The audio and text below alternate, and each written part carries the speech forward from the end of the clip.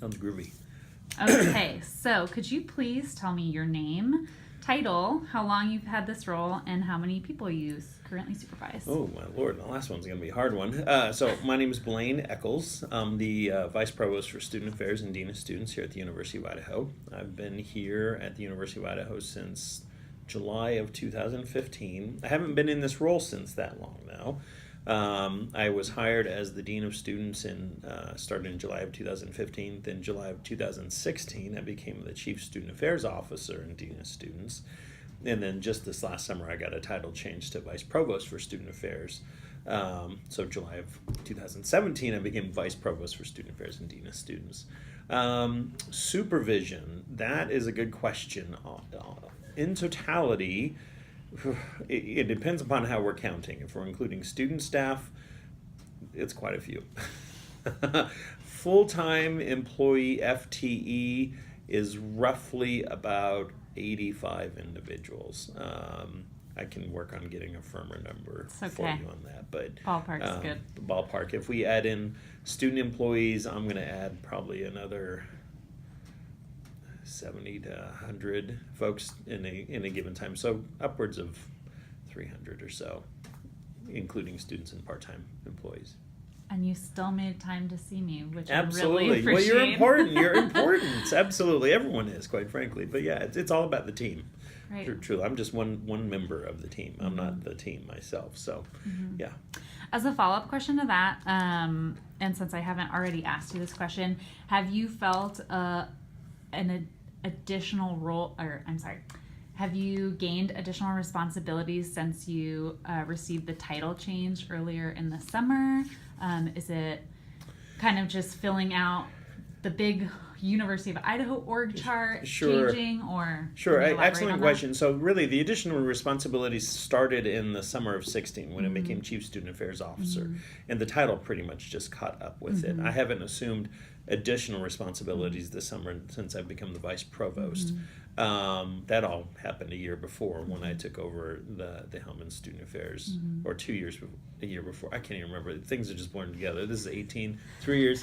So anyway, 2 years before of 16, because of 16 is when I became Chief Student Affairs Officer, and then the Vice Provost this year. So I assumed different leadership roles on campus once I became the Senior Student Affairs Officer on campus, sitting on the President's Cabinet, which is a great, amazing experience, really working with the other Vice Provosts, working with the Vice Presidents, and obviously working directly with the President and our Chief Diversity Officer. I really value their collegiality, their partnership on that. I don't know. That's probably the most ready thing that I go to, and then I work really closely with Provost and his executive leadership team on a lot of our missions. Those are the direct reports. On the Dean's Council as well, been doing that for a few years too. So great. Yeah. Thank you for elaborating. Yeah. So my next question is, what, if any, leadership theories or practices do you incorporate into your leadership style? Oh, wow. Leadership theories or practices? You're going to ask me a theory question. I don't have any leader. Do you want me to hand you your dissertation? Yeah, I know. My dissertation. Well, Lawrence Kohlberg, that's moral development theory. That's one that I think of a great deal because that really ties into the work that I do with students, is moral development. We deal with students every single day that make poor choices.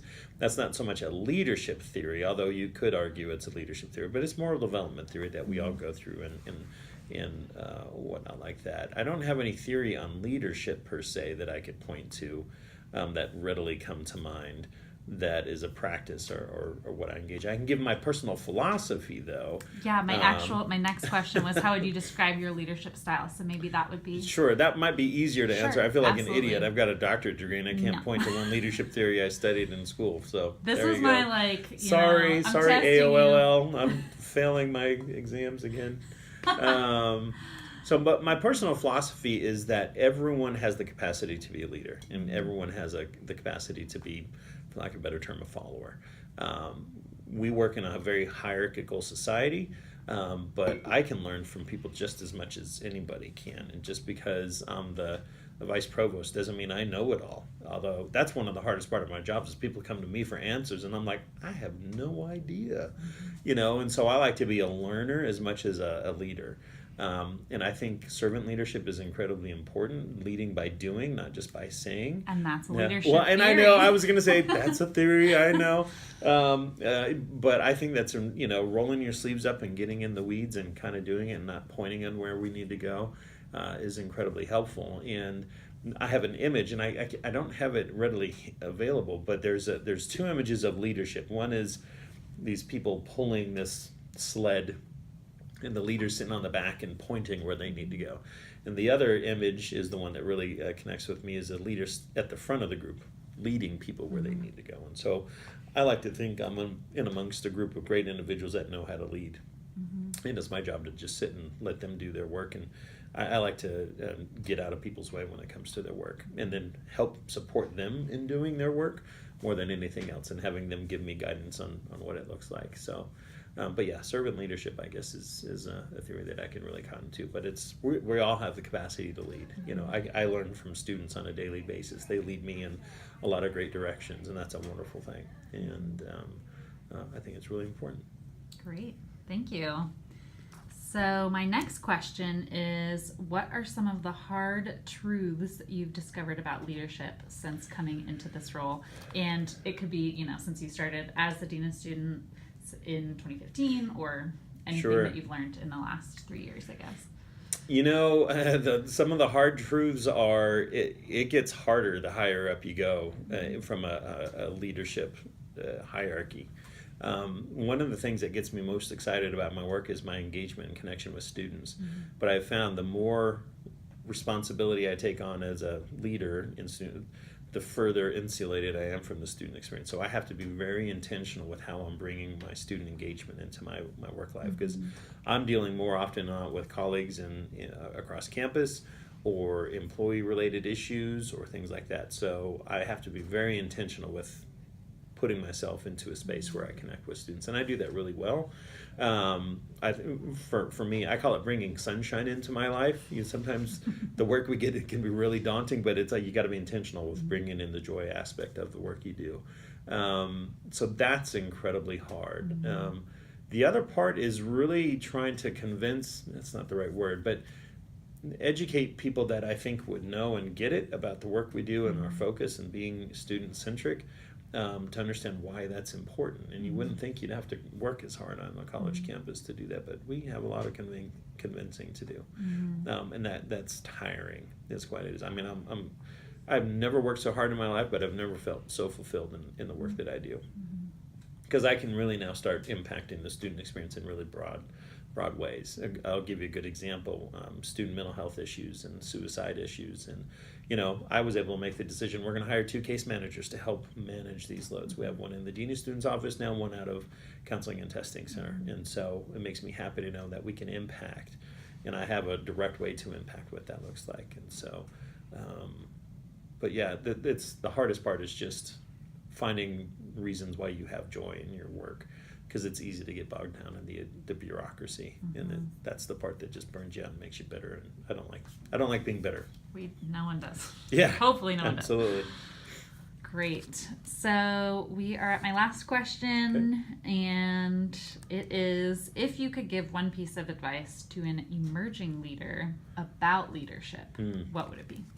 I would say you never know when you're going to be called up to lead, and so don't say no. Try not to say no. It's leadership is being involved, being engaged, and stepping up to the plate. And when you see a gap, fill it up. That's your job. That's what we're here for, and that's what we do. And that's the advice I give to the young professionals in particular: is don't say no. Saying no is you're closing doors yourself. And I was able to grow and develop in my professional growth over the years by seeing an opportunity. Like, I would volunteer and get involved in orientation, even though that wasn't part of my job. And sure, it was evening hours and weekend hours, but that's a great way to be a partner and help out. It goes to that servant leadership, because ultimately it's about the student experience for me. And as a result of doing that, I was given opportunities to take on additional responsibilities. And while I would feel overwhelmed, I knew it would pay off in the long term, and that's how you develop yourself. So getting involved, engaging in, stepping in and helping out, even if it's folding up chairs and putting them away,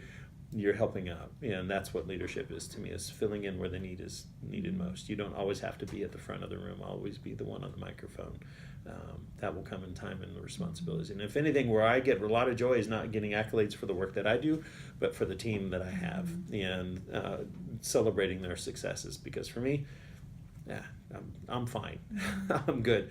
Their success is my success, and that's what I want to celebrate more than anything. Mm-hmm.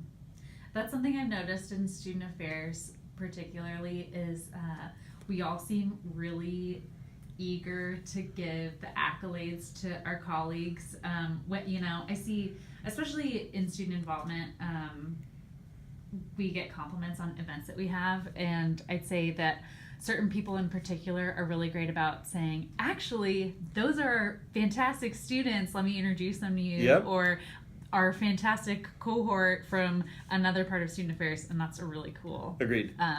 Completely sort agreed. of division. It's so Like, easy in our yeah. society to point out the negative things, and I find we really don't do a good job in society in general of giving positive kudos and saying thank yous, and you've done a good job, and we're really humble in a lot of ways. We got a lot of folks that don't look for the limelight, they don't look for that recognition, they really enjoy it, but I think that's an important part of leadership too, is recognizing the good work that's given done and giving feedback. Feedback is love, and so as a leader, it's not my job to duck the hard question or you got to lean into that difficult conversation at times, but making sure you're recognizing the work. You can give tough feedback, but then also recognize, hey, you did a really good job here, though, and we need to celebrate what that looks like. And so, for me, that's what it's all about, and kind of creating that recognition for other folks. Great. Well, those are the end of my questions, so I'm Bye, Mom. gonna stop the video.